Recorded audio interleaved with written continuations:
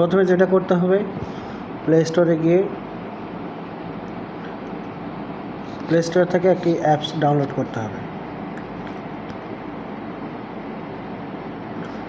অ্যাপসটি হচ্ছে GMM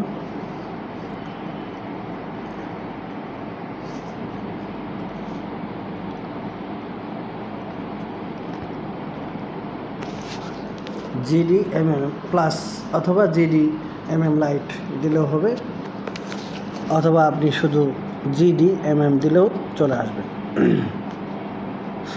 যেটা দেন, দেওয়ার পরে সার্চ করবেন। সার্চ করার পরে এই যে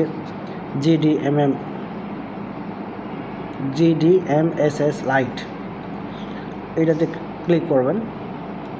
ক্লিক করার পরে এই অ্যাপসটা অ্যান্ড্রয়েডের ক্ষেত্রে কাজ করে, প্লাসটাও অ্যান্ড্রয়েডের ক্ষেত্রে কাজ করে। যাদের অ্যান্ড্রয়েড ভার্সন 9 তাদের ক্ষেত্রে এটা, বা 8, 7 যাদের অ্যান্ড্রয়েড ভার্সন তাদের ক্ষেত্রে এটা, আর 9-এর উপরে যেগুলো অ্যান্ড্রয়েড ভার্সন সেগুলো হচ্ছে আপনার প্লাসটা সাপোর্ট করে। তো যেহেতু আমার এটা ইনস্টল করা আছে, আপনাদের ক্ষেত্রে ইনস্টল করা থাকবে না। আপনি ইনস্টল করে নেওয়ার পরে যে কাজটি করবেন সেটা হচ্ছে সরাসরি অ্যাপসে যাবেন। এখানে ডিসপ্লেতে দেখতে পাচ্ছেন GDMSS লাইট, আমি এটাতে ক্লিক করলাম। ক্লিক করার পরে এই অ্যাপসটি ওপেন হবে। ওপেন হওয়ার পরে আপনি যদি নতুন কোনো ডিভিআর এখানে অ্যাড করতে চান, সেই ক্ষেত্রে একদম উপরে ডান পাশে যে ভিডিওর আইকনটা দেখতে পাচ্ছেন 3 ডটের সঙ্গে, এখানে ক্লিক করতে হবে। ক্লিক করার পরে অ্যাড ডিভাইস, এখানে ক্লিক করলে এরকম একটা টপ আপ দেখাবে। এটা ওকে দিয়ে আপনি এখানে যদি ওয়্যারলেস ক্যামেরা হয় বা ওয়্যারলেস ওয়াইফাই ডিভাইস হয়, সেক্ষেত্রে এখানে ক্লিক করবেন।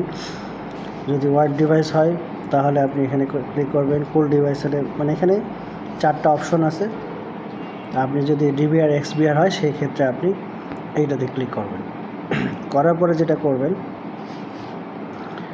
এই ডিভিআরটাকে কানেক্ট করার জন্য P2P এই অপশনটাতে ক্লিক করতে হবে। এই অপশনটাতে ক্লিক করার পরে এখানে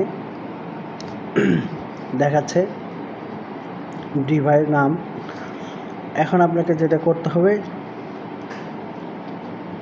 ডিভাইসটা স্ক্যান করতে হবে। যে ডিভাইসে একটা স্ক্যান আছে, ডিভাইসটা কীভাবে স্ক্যান করবেন আপনাকে আমি একটু দেখাই দিই আপনাদের। সেটা হচ্ছে